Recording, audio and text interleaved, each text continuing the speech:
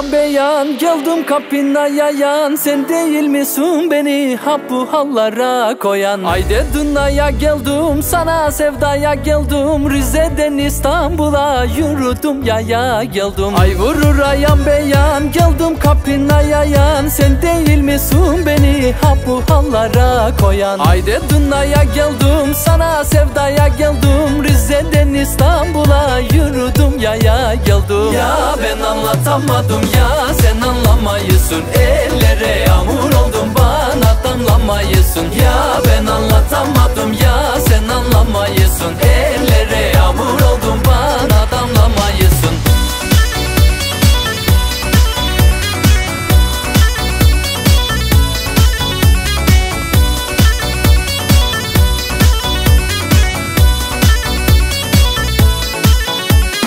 Elimde çiçeklerim çoktur diyeceklerim. Aç kapıyı sevdim, yoktur gidecek yarım. Boylarına bakarım, saçına gül takarım. Kız senin gülüşüne İstanbul'u yakarım. Elimde çiçeklerim çoktur diyeceklerim. Aç kapıyı sevdim, yoktur gidecek yarım. Boylarına bakarım, saçına gül takarım. Kız senin gülüşüne İstanbul'u yakarım. Ya ben anlatamadım ya sen anlamayısın. Ellere yağmur oldum bana damlamayısın. Ya ben anlatamadım ya sen anlamayısın. Ellere yağmur oldum bana damlamayısın.